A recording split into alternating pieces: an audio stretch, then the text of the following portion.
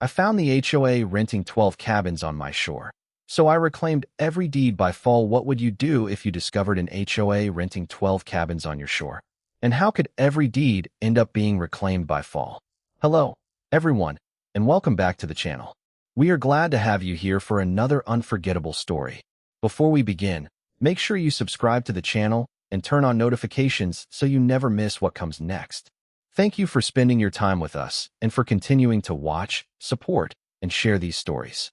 Your support means more than you know. Before we start, tell us in the comments, where in the world are you watching from, and what time is it there right now? Let's get into the story. Who gave you that key? The question came out sharper than I intended, but the electronic lock on cabin 4 had just beeped green for two strangers standing on land my family had owned longer than Silver Pines had existed.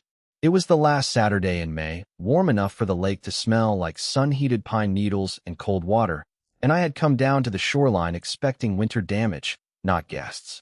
The man beside the cabin stopped with one hand on a rolling suitcase. His wife held a canvas bag and a grocery sack against her hip. Neither looked like they belonged in a property dispute. They looked like people starting a quiet weekend at the lake. "Excuse me?" he asked. I nodded toward the keypad. "Who gave you access to this cabin?" He pulled out his phone. "Silver Pines. We rented it through their weekend program." For a second, all I heard was water tapping against the dock posts. Silver Pines Lake Association? Yes. He turned the screen toward me. There it was. A reservation confirmation with a photograph of cabin 4 under the words Lakefront Retreat. 2 nights. Cleaning fee. Amenities fee. Check-in instructions. I looked past him toward the cedar cabin, then farther down the shoreline. Cabin 3 had a silver sport utility vehicle parked outside. Towels hung from the railing at cabin 5. 2 yellow kayaks rested beside cabin 6. At cabin 8, someone was carrying a cooler toward the porch. I started walking. The gravel crunched under my boots while charcoal smoke drifted between the trees. Cabin 9 had a lockbox. Cabin 10 had fresh flowers on the porch table. Cabin 11 had a family unloading fishing rods. Cabin 12 had a small wooden sign that read "Welcome, Silver Pines guests." 12 cabins. 12 brass number plates. 12 structures scattered along nearly 3/4 of a mile of shoreline my grandfather had once surveyed with a steel tape and wooden stakes. I had been away for 8 months handling a commercial surveying contract 2 counties south, but I had kept the property taxes current. I had kept the insurance current. And I had never signed anything authorizing Silver Pines to run a vacation rental business on the shore. My name is Nathan Cole. I was 46 that summer, and I had spent 22 years working as a land surveyor. Property lines were not abstract things to me. They were bearings, monuments, recorded descriptions, and mistakes that could become very expensive when somebody stopped checking them. I returned to cabin 4 and handed the man's phone back. "You did not do anything wrong," I told him. His shoulders relaxed slightly. "Is there a problem?" I looked at the reservation again. "There might be, but it is not yours. Enjoy your weekend." I walked uphill toward the old boathouse my grandfather built before the subdivision roads had names. Inside, dust floated through narrow beams of afternoon light. I found his green metal tackle box beneath a workbench. Under old fishing licenses and rusted hooks were property tax envelopes, survey notes, and a faded aerial photograph of the lake before Silver Pines existed. 12 small roofs lined the water. I remembered something Grandpa used to say whenever developers started buying the acreage behind us. Never confuse the houses behind the trees with the land touching the water. My phone buzzed. The caller identification read Silver Pines HOA. I answered. A woman's voice came through, polished and impatient. "Mr. Cole, this is Diane Whitmore, Association President. I understand you have been questioning our guests." I looked through the boathouse window at 12 cabins filled with people who had paid somebody for the right to stay there. "No, Diane," I said. "I have been questioning who rented them my property." Diane did not answer my question. Instead, she gave me the kind of pause people use when they believe authority can substitute for an explanation. "Those cabins are Silver Pines recreational properties," she said. I stepped outside the boathouse and looked down through the pines. Cabin 4's guests were carrying groceries inside. Somewhere farther along the shore, a screen door slapped shut. "Then send me the deeds." Another pause. "Nathan, the association has managed those cabins for more than 20 years. That was not my question. Her voice cooled. I think we should discuss this in person. We agreed to meet Monday morning at the Silver Pines Clubhouse. Until then, I left the renters alone. Whatever Diane had done, those families had paid in good faith, and I was not going to turn their vacation into my confrontation. Sunday evening, after the shoreline quieted, I opened every document I could find in Grandpa's boathouse. The faded aerial photograph was dated 1994. Silver Pines was barely visible then, just cleared roads and concrete foundations behind the tree line. The 12 cabins were already standing along the water. On Monday, I arrived at the clubhouse 5 minutes early with the photograph, my current tax statement, and a copy of the county parcel map. Diane was waiting behind a polished conference table. She was 55, blonde, perfectly composed, wearing a cream blazer and pearl earrings. Beside her sat a large laminated map labeled Silver Pines Community Amenities. 12 little rectangles along the lake were shaded green. "There," she said, tapping them with one manicured finger. "The lake cabins have always been common recreational property." I placed my county map beside hers. "Your map says amenities. Mine shows parcel boundaries." Diane leaned back. "Community maps are not required to reproduce every county notation, and county records are not changed by green markers." Her expression tightened. I pointed toward cabin 1 and moved my finger down the shoreline to cabin 12. "Show me the recorded transfer for any one of these. The association has maintained them since before I joined the board. Maintenance is not ownership. We insure them. Insurance is not ownership. We renovate them. We manage reservations. We pay cleaners and contractors. Still not ownership." Diane folded her hands. "You have been away from this property for years." 8 months. Silver Pines has operated these cabins continuously. I looked at her map again. That was when I noticed the wording. It did not say HOA-owned property. It said community amenities. Close enough to sound convincing. Different enough to matter. "How much rental income did the cabins generate last year?" I asked. Diane's eyes narrowed. "Association finances are not relevant to your claim." That answer made them immediately relevant to me. I gathered my documents. "I am going to review the title history. You are creating unnecessary confusion. 12 deeds would clear it up." She stood as I reached the door. "Nathan, disrupting established association operations could expose you to liability." I turned back. "Then you should have no trouble proving those operations happen on land you own." By Wednesday, a certified envelope arrived at the boathouse. Silver Pines demanded that I stop questioning renters, contractors, and staff about the cabins. I filed it instead of answering. Then I spent the next 3 days watching quietly. At 8 each morning, cleaning crews arrived in golf carts carrying white linens. On Fridays, lockbox codes changed. Maintenance workers trimmed shrubs and stacked firewood. New guests rolled suitcases down the gravel paths. Every cabin was part of an organized business. Saturday afternoon, I found Silver Pine's annual financial summary in a packet Diane had mailed property owners months earlier. Buried beneath landscaping and pool expenses was a line I had never noticed before: Lake Amenities Program. The revenue beside it was large enough to make me sit back in my chair. They were not merely using 12 cabins. They had built part of the association budget around them. I looked through the boathouse window toward the shoreline, where 12 brass numbers caught the late afternoon sun. Diane had shown me keys, cleaners, insurance, and 20 years of habit. What she still had not shown me was a single deed. By the middle of June, I stopped looking at the cabins as 12 buildings and started looking at them as 12 questions. I began with the easiest records to obtain. Silver Pines published enough information for homeowners to understand where association money went, and once I knew what language to search for, the pattern was hard to miss. Lake Amenities Program, waterfront maintenance, guest services, cabin improvements, cleaning contracts, reservation administration. The words changed from year to year, but the operation remained the same. Money came in from renters, and money went out through the association. What never appeared was a purchase price for the cabins or a recorded acquisition of the shoreline beneath them. I printed everything and started a separate folder. Diane noticed. Another letter arrived warning me not to interfere with association contractors. I had not interfered with anyone. I had asked questions and taken photographs from property I believed I owned. That distinction seemed to bother her more than an argument would have. On the third Friday in June, I walked the shoreline after the morning guests checked out and before the afternoon arrivals came in. The lake was flat, reflecting a pale blue sky between the pines. Cleaning crews moved from cabin to cabin with carts full of towels and supplies.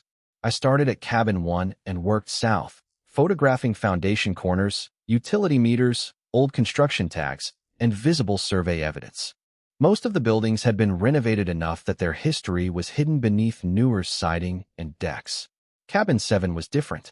It sat farther back beneath two old maples, with cedar siding faded almost silver on the north wall. Near the foundation, blackberry vines had grown over a rusted metal post. I cleared the leaves carefully and saw the stamped top of a survey monument. The numbers were faint, but I recognized the format immediately. I photographed it, measured its position from 2 fixed points, and wrote the coordinates in my field notebook. Then I noticed a small brass permit tag beneath the porch beam, almost invisible behind decades of paint. It carried the name of a construction company that had disappeared years ago and a permit reference number. That number sent me to the county archives Monday morning. The records room was cold enough to make me regret wearing short sleeves. A clerk brought out a scanned permit file from the early 1990s. I expected to find Silver Pines somewhere on the first page. I did not. Under owner, the document listed Cole Family Shore Trust. I stared at those 4 words while the fluorescent lights buzzed overhead. Then I requested the permit for cabin 6. Same trust. Cabin 8. Same. By lunchtime, I had requested every cabin file the county could locate. Some records were incomplete, some were older, and some referenced separate legal descriptions instead of a single shoreline parcel. That was the detail that changed everything. These cabins had not simply been built as 12 structures on one forgotten strip of family land.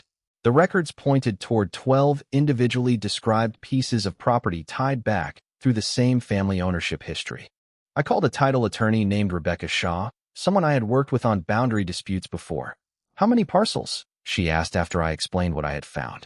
"Possibly 12. And the HOA says it owns them." "The HOA says it has managed them for 23 years. Rebecca was quiet for a moment. "That is not the same sentence." "I know." She asked me to send the permits, tax records, surveys, and every association document I had collected. Before leaving the archives, I requested certified copies of all 12 available legal descriptions. That evening, Diane called again. Her voice was controlled, but the friendliness was gone. "Nathan, I understand you have been pulling historical cabin records." I looked across my table at 12 permit references arranged in numerical order. "I have. Those records predate the current association structure. Deeds usually do." She exhaled. "You are trying to create a title dispute where none exists." I ran my finger down the first legal description. "Then this should be easy to resolve." "How?" I looked at the 12 cabin numbers written across my notebook. "Cabin 1, I said. "Show me the deed. Then we can move to cabin 2. Rebecca called me 2 mornings later and said, "Nathan, you need to come see this in person." Her office was 40 minutes from the lake, above a brick bank building on Main Street, and when I walked into her conference room, 12 red folders were lined across the table like numbered markers. She had labeled them cabin 1 through cabin 12. Outside, July heat shimmered above the parking lot. Inside, the air conditioner hummed while Rebecca opened the first folder. "I started with the current county index and worked backward," she said. Cabin 1 had a legal description tied to the Cole Family Shore Trust. There were tax references, an original building permit, and later maintenance documents connected to Silver Pines. What Rebecca had not found was a recorded deed transferring ownership to the association. Cabin 2 showed the same gap. Then cabin 3. By cabin 4, I stopped interrupting. The pattern was becoming clearer with every folder she opened. Silver Pines appeared everywhere around the properties. Insurance records, repair invoices, cleaning contracts, rental administration, utility reimbursements. But when Rebecca traced the ownership chain itself, the association disappeared. "They have evidence they used them," she said. "Do they have evidence they own them?" I asked. Rebecca looked toward the remaining red folders. "Not in anything I have found so far." She cautioned me that old property histories could be messy and that we still needed certified title work before making conclusions about all 12 cabins. That was exactly why I had hired her. I did not want a dramatic theory. I wanted documents that could survive someone else's questions. Over the next 3 weeks, we built the record 1 parcel at a time. I spent mornings surveying the shoreline and afternoons comparing monuments against old legal descriptions. The brass number plates became reference points in my notebook. 1, 2, 3, 12. At Cabin 7, the old survey monument matched the historical description within inches. Cabin 9 still had an original foundation marker beneath newer landscaping. Cabin 12 sat near the southern boundary where my grandfather's faded aerial photograph showed the shoreline before the subdivision existed. Meanwhile, the rental operation continued around me. Families grilled hamburgers on porches. Children carried fishing poles toward the docks. Cleaning carts rattled over gravel every Friday. I left them alone. My dispute was not with people who had booked a lake vacation. It was with the organization accepting their money. Then I found the financial detail. Diane had probably hoped I would never connect to the title records. Silver Pines had classified cabin revenue as income from managed recreational assets. Managed, not owned. I circled the word on the annual statement and sent it to Rebecca. That afternoon, another certified letter arrived from the association's attorney. It accused me of interfering with established community property and demanded that I acknowledge Silver Pines' historic control. Rebecca read it and smiled without humor. Historic control is an interesting phrase. Because it avoids saying ownership? Because lawyers usually choose words for a reason. By early August, the first certified title reports began arriving. Cabin 1 came back. Then 3, 5, 7. Each report added another piece to the same picture. I started stacking the completed files separately on my dining room table. Diane called twice that week. I let both calls go to voicemail. On Friday, she appeared at the boathouse instead. Her cream blouse looked almost too formal for the humid lake afternoon, and she carried the laminated community map beneath one arm. "This has gone far enough," she said. I looked at the map. "Then bring me the deeds. We have maintained these properties for 23 years. You keep telling me how long you have held the keys." Her expression hardened. "That matters." I nodded toward the 12 cabins visible between the trees. "Maybe. But by the end of summer, we are going to find out whether it matters more than title." By the second week of August, 9 of the 12 title reports were complete, and every one told the same uncomfortable story. Silver Pines had records proving it cleaned the cabins, repaired them, insured portions of their operations, collected rental income, and advertised them as lake amenities. What it still did not have was a recorded conveyance showing how ownership had ever moved from the Cole family interests into the association. Rebecca refused to celebrate early. 3 files are still open, she reminded me over the phone. We finish the chain before we make the claim. That was why I trusted her. I spent the next several days walking boundaries while cicadas buzzed in the trees and afternoon heat shimmered above the lake. At Cabin 10, I found an old iron monument beneath a layer of pine needles. At Cabin 11, the legal description matched a stone marker near the waterline. Cabin 12 required the most work because an older survey used bearings referenced to a monument that no longer existed, but my grandfather's field notes gave us the missing connection. The last certified report arrived on August 21st. Rebecca drove to the lake that afternoon with the 12th red folder on the passenger seat. We spread all 12 across my dining room table. She opened them in order, 1 through 12. Different legal descriptions, different permit histories. Same essential problem for Silver Pines. No recorded deed transferring those cabin parcels to the association. "So what happens now?" I asked. Rebecca folded her hands. "Now we stop treating this like a disagreement over a community map." She prepared formal notices challenging the association's claimed ownership and demanding that Silver Pines stop accepting new reservations beyond the existing summer bookings while the title issues were resolved. I made one condition clear. Families already holding valid reservations through Labor Day would not be dragged into the dispute. They had paid Silver Pines believing it had authority to rent the cabins. I was not going to greet them with changed locks and legal letters taped to doors. Diane interpreted that restraint as weakness. 3 days after receiving Rebecca's notice, she called an emergency board meeting. The clubhouse parking lot was full when I arrived. Inside, residents whispered beneath the steady hum of ceiling fans. Diane sat behind the board table with her laminated community map displayed on an easel.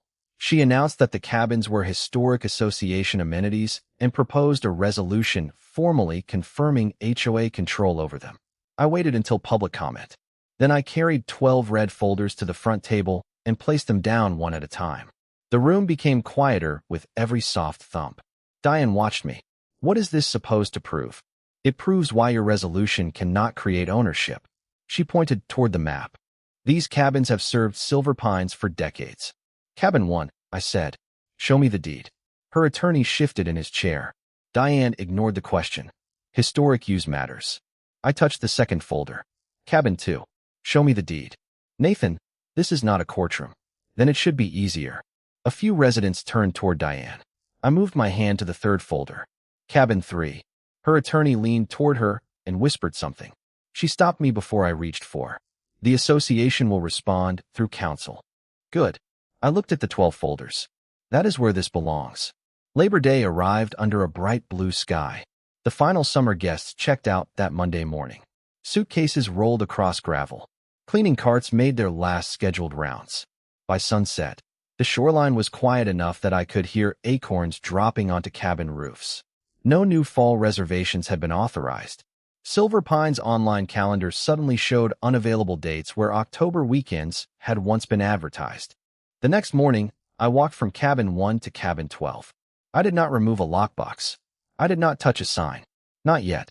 The legal process still had to finish. But the season had changed. The summer business Diane had treated as permanent was now standing still, and 12 red folders were sitting in Rebecca's office waiting for the next meeting.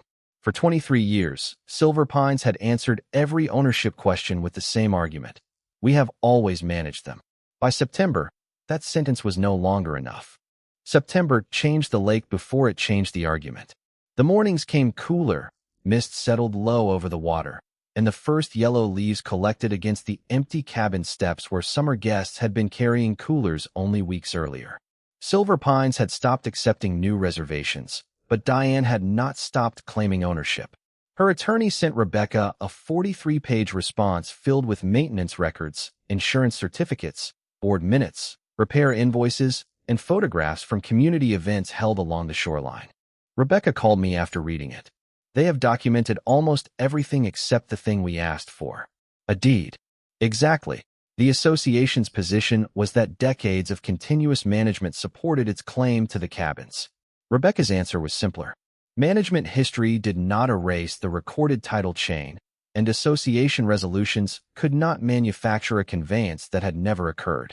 We scheduled a formal title conference for the final week of September. Before that meeting, I walked the shoreline with Rebecca and a licensed title examiner named Michael Grant.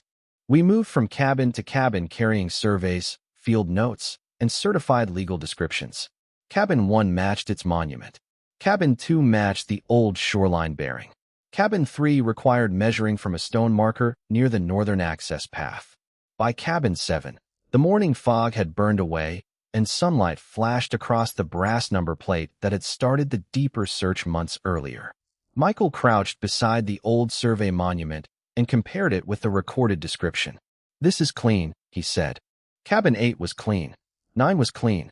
10 and 11 matched after additional measurements. Cabin 12 took us until late afternoon, but Grandpa's field notes closed the final gap. 12 cabins. 12 legal descriptions. 12 title chains. Rebecca placed 12 red folders into 2 banker boxes and carried them into the conference room 3 days later. Diane arrived with her attorney and 3 board members. Her laminated community map was rolled beneath her arm. I noticed she did not put it on the table. Rebecca began with cabin 1. Original parcel description. Cole family ownership. Permit history. Tax history. Later Silver Pines maintenance records. No recorded transfer to the association. Cabin 2 followed. Then 3. Diane's attorney interrupted at cabin 4. We do not dispute that the historic record is complicated. Rebecca looked at him. It is actually becoming less complicated. She opened cabin 5. By cabin 6, one of the board members had stopped taking notes and started reading the documents himself. At cabin 7, Rebecca placed a photograph of the survey monument beside the original permit. Diane finally spoke. We have invested association money into these properties for more than 2 decades. I looked across the table. That explains what you spent. It does not explain what you owned. Her attorney raised the history of community use again. Rebecca answered with the certified title reports. Then she placed Silver Pine's own financial statements beside them. Your association repeatedly described these as managed recreational assets. Diane leaned forward. Because that is accounting language. Perhaps, Rebecca said. But we still need the conveyances. There were none. The meeting lasted nearly 3 hours. Cabin 8, 9, 10, 11, then 12. When the final red folder closed, the room went silent. Diane had brought evidence that Silver Pines possessed keys, collected rent, paid cleaners, repaired roofs, and behaved like an owner. We had brought the record of who actually held title. Her attorney asked for time to discuss resolution with the board. Rebecca agreed. Outside, a cold breeze pushed dry leaves across the courthouse parking lot. I carried one of the banker boxes while Rebecca carried the other. What happens if they refuse? I asked. Then we asked the court to resolve title formally. 2 days later, Silver Pines requested settlement discussions. Their first proposal was predictable. The association would stop renting the cabins if I granted it permanent recreational control over the shoreline. I read the proposal once and handed it back to Rebecca. They are still asking me to give them what they spent 23 years pretending they already had. Rebecca nodded. Then we keep going. That evening, I returned to cabin 7. The lake was dark blue beneath the September sky, and the first red maple leaves had gathered around the survey monument. I brushed one aside with my boot. Summer was gone. Diane still had 12 sets of keys. But now, for every key she could put on the table, I had a red folder that asked the question she had avoided since May. Where is your deed? The second settlement offer arrived on the first Monday of October, and this time Silver Pines stopped pretending the 12 cabins were unquestionably theirs. The letter proposed that the association surrender its rental operation, remove its lockboxes, and acknowledge my title claims in exchange for a long-term lease allowing Silver Pines to continue using the cabins as community amenities. Rebecca read the proposal across her desk while rain tapped softly against the windows. They have moved a long way from historic ownership, she said. They moved from saying they owned everything to asking me to rent it back to them. She nodded. That matters. I declined the offer. Not because I wanted to punish Silver Pines, but because the title problem had existed too long to solve with another vague arrangement. If the cabins were mine, the records needed to say so clearly. If the association had some legitimate recorded interest that needed to be identified just as clearly. No assumptions. No laminated maps. No 23-year habits standing in for ownership. Rebecca filed the necessary action to confirm title across all 12 cabin parcels. Silver Pines answered through counsel, and by mid-October we were sitting in a county courtroom with 12 red folders lined across our table. Diane sat opposite me wearing a dark blue blazer. Her attorney had several binders. The laminated community map was nowhere in sight. The judge began with cabin 1. Rebecca walked through the recorded chain, tax history, permit records, and parcel description. Silver Pines presented maintenance expenses and historical photographs. The judge listened, then asked the question that had followed us since May. Where is the recorded conveyance to the association? Their attorney acknowledged that no such deed had been located. Cabin 2 followed. Same question, same absence. Cabin 3 brought an old board resolution describing the property as a community amenity. Rebecca placed the county title record beside it. The board could describe the cabin, she said. It could not convey title to itself. By cabin 5, the rhythm of the hearing had become almost mechanical. Keys were not deeds. Maintenance was not a deed. Insurance was not a deed. Rental income was not a deed.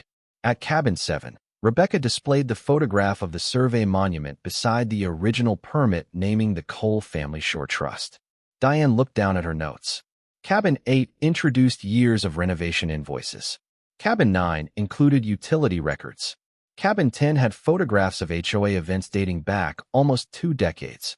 None filled the missing link in the ownership chain.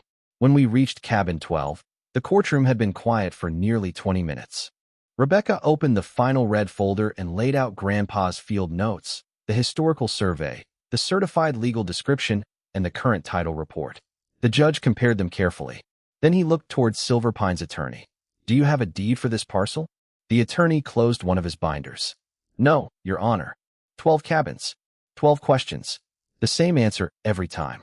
The court did not treat decades of association activity as meaningless, but it also did not allow that activity to replace the missing ownership documents. The resulting order confirmed the title interests reflected in the recorded chains and required Silver Pines to stop representing the 12 cabins as association-owned property. Any future use would require agreements with the lawful owner. The association also had to turn over rental records, access devices, and property materials connected to the cabins. Outside the courthouse, maple leaves scraped across the stone steps in a cold October wind. Diane caught up with me near the parking lot. "Nathan." I stopped. For once, she was not carrying a map, a letter, or a board resolution. "What are you going to do with them?" she asked. I looked toward the 2 banker boxes Rebecca was loading into her car. "First, I am going to make sure every record matches what the court just confirmed." Diane glanced away. "Silver Pines maintained those cabins for 23 years. I know. That should count for something." "It does." I paused. "It just does not count as a deed." The following Friday, Silver Pines delivered 12 envelopes to Rebecca's office. Inside each one was a cabin key, lockbox code, and inventory sheet. She called me when they arrived. I drove over before sunset. The 12 red folders were still lined along her conference table. Rebecca placed the envelopes beside them, 1 through 12. For months, Diane had relied on the keys as proof of control. Now the keys were being returned because the deeds had finally answered the question. The first morning after the keys came back, I walked the shoreline alone with all 12 envelopes tucked inside my jacket. October had stripped most of the green from the maples, and dry leaves moved across the cabin porches whenever the wind came off the lake. I started at cabin 1. The Silver Pines lockbox was still attached beside the door, but its code now belonged to a record sitting in my pocket. I opened it, removed the association key, documented the device, and moved on. Cabin 2 smelled faintly of cedar and cleaning solution. Cabin 3 still had a laminated guest card listing pool hours and HOA rules. At cabin 4, I stopped for a moment. That was where this had started, with a stranger holding up his phone and showing me a reservation for property I had never authorized anyone to rent. The porch was empty now. No suitcase wheels. No electronic beep. Just lake water tapping steadily against the dock. I photographed everything before changing anything. Rebecca had insisted on that, and I agreed. 23 years of blurred ownership would not be corrected by creating another sloppy record. At cabin 5, I logged the furniture inventory. At 6, I photographed maintenance tags. At 7, I brushed red maple leaves away from the survey monument that had opened the entire chain of evidence. Its stamped numbers were still faint, but now I knew exactly what they connected to. Permit, parcel, trust, title. At cabin 8, I found a binder containing cleaning schedules from the previous summer. Cabin 9 had utility instructions taped inside a kitchen cabinet. Cabin 10 still displayed a framed photograph from a Silver Pines community picnic. I left it hanging. The people in that photograph had not created the title problem. By noon, I reached cabin 12. The brass number plate caught the pale autumn sunlight as I unlocked the door. Inside, everything was neat, almost too neat, as if the building were waiting for another reservation that would never arrive under the old system. On the kitchen counter sat a stack of Silver Pines guest brochures. I gathered them into a box and carried them outside. That afternoon, Diane requested one final meeting at the clubhouse. Rebecca came with me. 3 board members attended, along with the association attorney. There was no argument over ownership this time. Instead, we discussed practical matters: utilities, winterization, insurance transitions, maintenance records, and whether residents would eventually have any lawful access to the cabins. Diane looked exhausted rather than angry. "Are you planning to close the shoreline permanently?" she asked. "No." She seemed surprised. "Then what are you planning?" "First, inspections. Roofs, docks, electrical systems, septic connections, foundations. After that, I decide what stays open and under what agreements." One board member asked whether future rentals were possible. "Possibly," I said. "But nobody rents property they cannot prove they have authority to rent." Diane looked down at the table.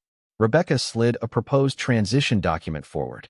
It required Silver Pines to remove its remaining rental signage, surrender administrative control, and correct community materials that identified the cabins as association-owned. In return, I agreed to coordinate an orderly transfer of utility and maintenance information instead of shutting everything down without notice. Diane read the document slowly. You could make this much harder for us. I could. Why are you not? I looked through the clubhouse windows toward the trees separating Silver Pines from the lake. Because the residents were never the problem. That answer ended the conversation. By the following week, the old rental signs were gone.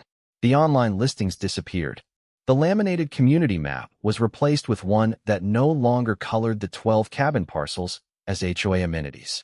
I spent the final days of October walking the shoreline with inspectors and contractors, making a list of what each building needed before winter. On the last afternoon, I returned to Cabin 7. The lake was steel gray, the air smelled like wet leaves, and the survey monument sat exposed beneath the nearly bare maple. I thought about Grandpa's warning again. Never confuse the houses behind the trees with the land touching the water. Silver Pines had spent 23 years doing exactly that. They had maintained the cabins, rented them, insured them, and carried 12 sets of keys until everyone stopped asking the simplest question. But now the maps were corrected, the rental operation was finished, and every cabin stood inside a title record that finally matched the ground beneath my boots. There was only one thing left for me to do before the first frost. The first frost came on the final morning of October, whitening the dock rails and turning every fallen maple leaf along the shoreline brittle at the edges. I carried a screwdriver, a small canvas tool bag, and Grandpa's faded aerial photograph down to Cabin 1 just after sunrise. The lake was almost perfectly still. No rental carts rattled over the gravel. No guests called from porches. No Silver Pines maintenance crew moved between the buildings. For the first time since May, the 12 cabins sounded like what they had been before somebody turned them into an HOA business. Quiet places beside the water. I stopped at Cabin 1 and removed the brass number plate from beside the door. I was not erasing the cabin's identity. I was removing the last piece of a system that had treated a number on a rental schedule as more important than the parcel underneath it. I wrapped the plate in a shop towel and continued south. Cabin 2, 3, 4. At 4, I could still picture the man holding up his phone and showing me the reservation confirmation that started everything. Back then, I had 12 questions and almost no answers. Now Rebecca had 12 completed title files stored in her office. The county records reflected the confirmed ownership interests, and Silver Pines had formally corrected its property materials. At Cabin 7, I stopped beside the survey monument. Frost outlined the stamped metal cap. I remembered clearing blackberry vines from that exact spot in June and wondering why an old family permit number was attached to a cabin Diane insisted belonged to the association. That little monument had done what good evidence usually does. It had not shouted. It had simply stayed where somebody put it decades earlier and waited for someone to look. By late morning, I reached Cabin 12. The final brass plate came loose after 2 turns of the screwdriver. I held it in my palm while wind moved across the lake. 12 plates, 12 returned keys, 12 red folders, 12 ownership chains that Silver Pines had never bothered to verify because 23 years of habit had made verification feel unnecessary. A vehicle approached along the gravel road behind me. Diane stepped out of her white sport utility vehicle, carrying an envelope. "I thought you might be down here," she said. She handed it to me. Inside was the final signed transition acknowledgement from Silver Pines confirming that the association had surrendered administrative control of the cabins and would make no future ownership claim inconsistent with the recorded titles. I read it once and folded it carefully. Diane noticed the brass plate in my hand. "Taking the numbers down? For now? The cabins need inspections before I decide how they will be used." She looked toward Cabin 12. "People loved staying here. I know. Some residents are hoping you might reopen them someday." I slipped the plate into my tool bag. "Maybe I will." Diane looked surprised again. "Under your own rental program?" "Maybe. Or some could remain private. Some might need restoration first." "I have not decided." She nodded slowly. "I suppose that is your decision now." "It was always supposed to be." She did not argue. After she left, I spent the afternoon winterizing the last cabin with a contractor. Over the following weeks, inspections showed that several roofs needed work, 2 docks required repairs, and 3 cabins had electrical systems that should be updated before anyone stayed there again. I began planning restoration instead of revenge. That distinction mattered to me. I had never wanted 12 empty buildings, just so Silver Pines could lose something. I wanted ownership to mean something again. Before heading home that evening, I returned to Grandpa's boathouse and placed the 12 brass plates inside his green metal tackle box. Beneath them, I laid the old aerial photograph. His warning came back to me one final time. Never confuse the houses behind the trees with the land touching the water. For 23 years, Silver Pines had keys, cleaners, reservations, budgets, signs, and a laminated map. Those things created the appearance of ownership so convincingly that eventually nobody questioned it. But property does not change hands because enough people repeat the same assumption. By fall, the shoreline was quiet, the records were clear, and all 12 cabins were finally back under the ownership the deeds had been pointing toward all along. They had been holding the keys for 23 years. Nobody had asked them to show the deeds. I did.